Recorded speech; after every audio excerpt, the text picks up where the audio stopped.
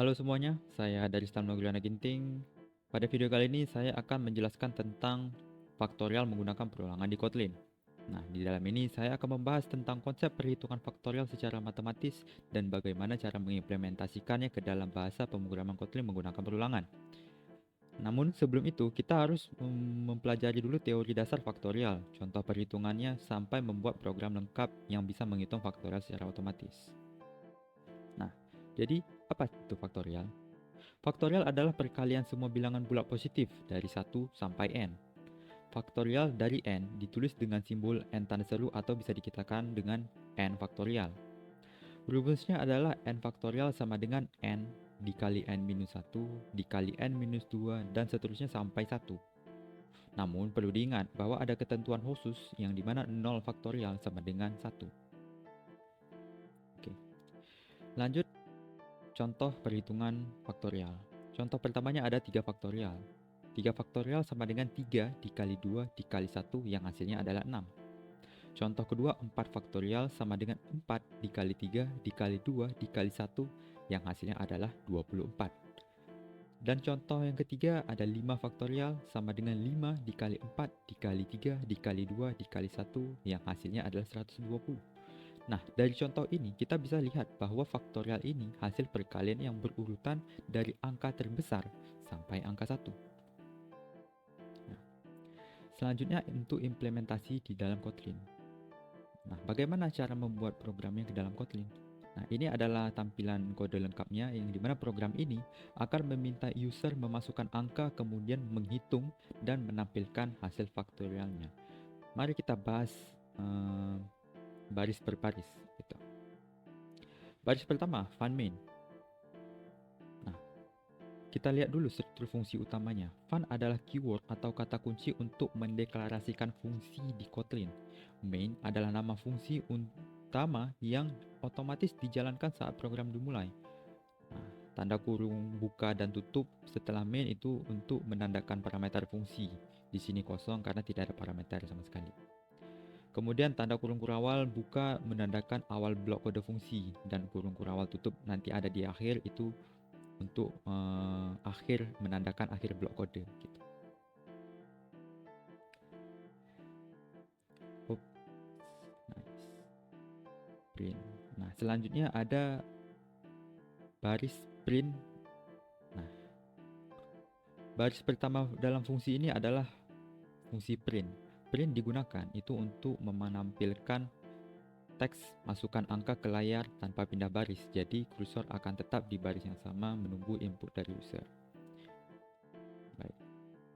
Selanjutnya ada file n.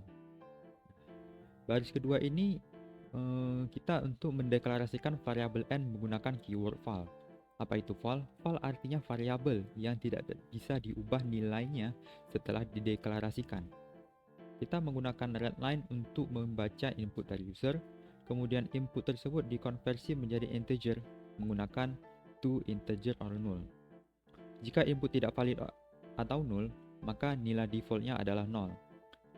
Nah, nanti bisa kita coba di akhir.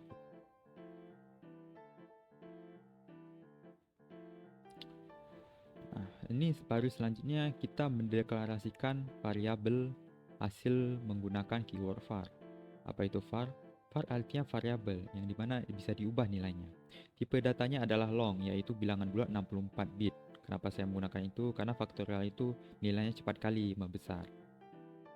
Nilai awalnya adalah 1 karena kita tidak melakukan perkalian di sini ya. Makanya saya buat sama dengan 1 gitu. Selanjutnya.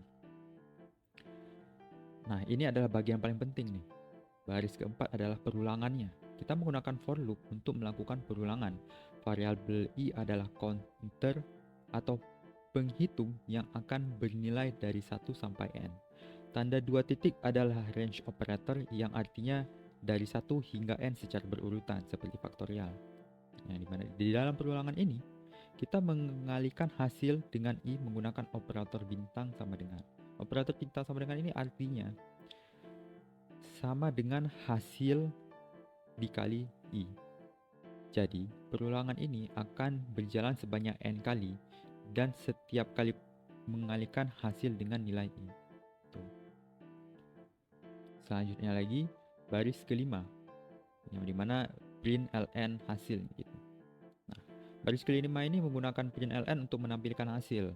Print ln akan menampilkan teks dan pindah baris. Kita menggunakan string interpolation dengan tanda dolar untuk menyisipkan nilai variabel n dan hasilnya ke dalam string. Jadi outputnya akan seperti misal 5 faktorial, jadi tampilannya 5 tanda seru sama dengan 120 gitu. Makanya di sini saya menulis n tanda seru. Itu sudah masuk ke dalam string. Gitu. Nah, langsung saja kita coba ke implementasinya ke dalam Kotlin. Nah, ini dia. Di sini seperti yang tadi sudah saya tampilkan, ada ini bentuk kode di dalam Kotlinnya. Nah, kita coba run.